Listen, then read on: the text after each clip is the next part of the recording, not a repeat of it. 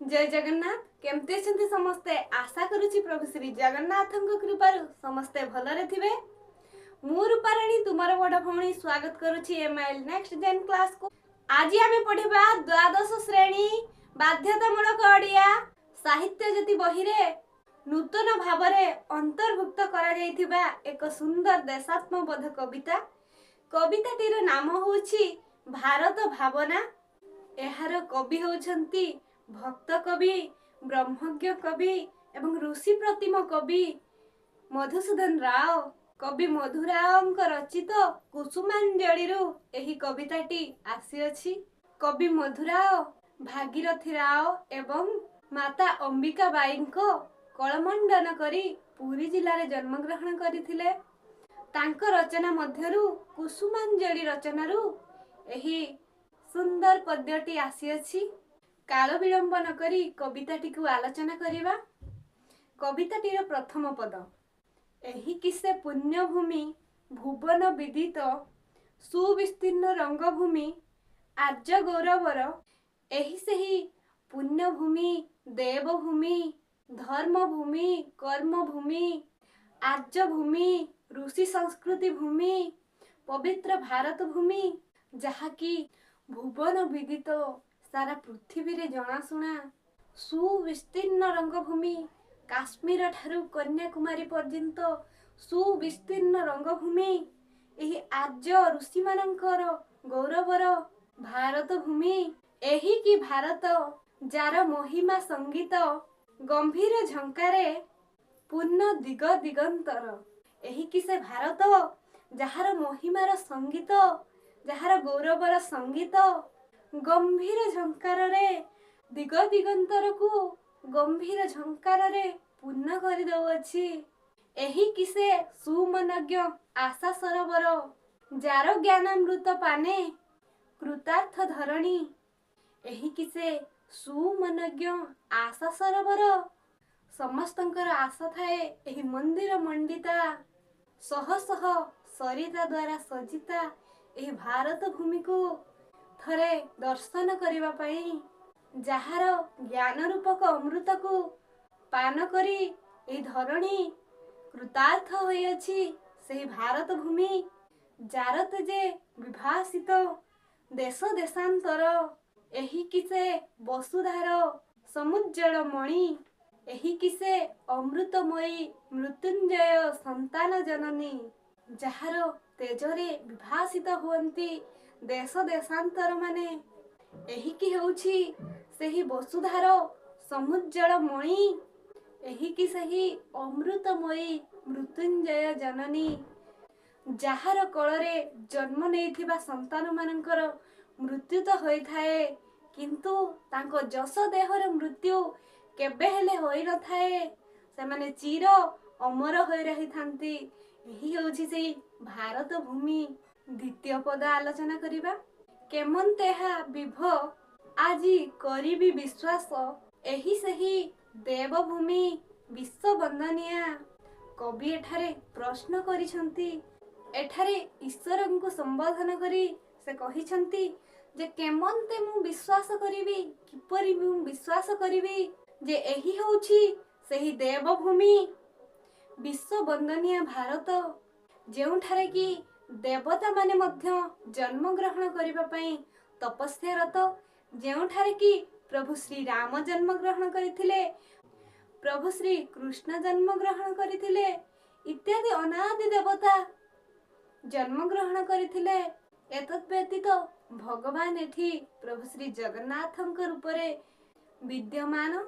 एही सेही तेज बीज गौरव निवास, जहार स्मरणे उल्लसित वीर हिया। जहार स्मरण रे वीर मानक शरीर रे सिहरण सृष्टि हुए। कवि एठारे पुणी प्रश्न करिसंती जे एही सेही सर्वदेश अग्रगणनीय मानव मानस चक्षु ज्ञान आदित्यर। एही सेही सर्वदेशर अग्रगणनीय वंदनीय मानवर मानस चक्षुरे ज्ञान आदित्यर सूर्यालोकर पवित्र उद्भव स्थली तेणु मोहनिया। जेसन पूर्वाशा उषा उच्चांग सुंदर पवित्र उद्भव स्थली जेठारे कि उद्भावनर स्थली। तेणु भारत मोहनिया जेपरी पूर्व दिगरे प्रभातरे उषा अर्थात सूर्य अत्यंत मनोहर देखा जाती, सेहीपरि भारत अत्यंत मनोहर शैशव्य लीलाभूमि लोकचक्षु देवतपनर एही शैशव्य लीलाभूमि। एठारे प्रभु श्री रामंको प्रभु श्री कृष्णंकर बाल्यवस्था बीती अछि। एठारे लोकचक्षु किपरि ना देवतपनर परि। तृतीय पद आलोचना करिबा। काहीं सेही नदी पुण्यदया सरस्वती जार कूड़े ऋषि कंठे फुरिला गंभीरे। कवि एठारे प्रश्न करिसंती जे काहीं गला सेही नदी सरस्वती नदी जहाँकि पुण्यदया पुण्य सलीला से सरस्वती नदी वर्तमान से कुआड़े गला। जार कूड़े ऋषि मुनि माने देवस्तुति करिथांती। ईशस्तुति देव रूपे मोहि वसुमती अमृत संगीत ताने उच्छ्वासीन धीरे।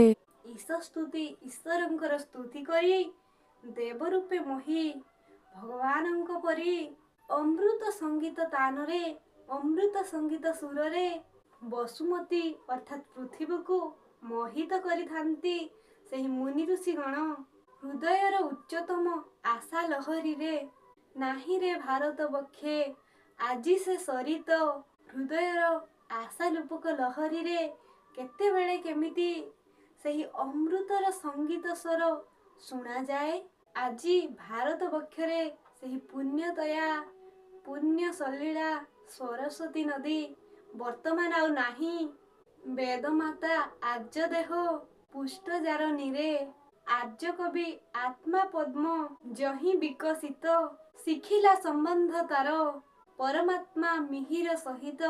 सेही सरस्वती आजी आउ नाही भारत बक्षरे जार जलरे जार नीरे देवमाता आर्य देह केते केते मुनि ऋषि केते देवगण आसी धौत होइथांती। आर्य कवि मानकर आत्मा पद्म जोंठारे विकसित होई अछि जोंठारे तांकर ज्ञान विकसित होई अछि शिखिला संबंध सेही तार परमात्मा मिहिर सहित। चतुर्थ पद आलोचना करिबा। नाही सेही दिन जेबे पवित्र आश्रमे समासीन ब्रह्मवाद आर्य ऋषि गण। नाही सेही दिन आउ आजी नाही जेबे पवित्र आश्रम रे पवित्र गुरु आश्रम रे ब्रह्मवाद आर्य ऋषिगण रहुथिले। वशिंद्र वशिष्ठ अत्रि अटल संयमे अग्नि संकाश अंगिरा व्यास तपधन। सेही वशिंद्र वशिष्ठ अत्रि अंगिरा व्यास आदि महान ऋषिगण सप्तर्षि मंडलर महान ऋषिगण जेउठारे सर्वदा तपनिष्ठ होइथांती सेही आर्य ऋषि मानकर पवित्र आश्रम एबे आउ देखिबाकू मिले नाही।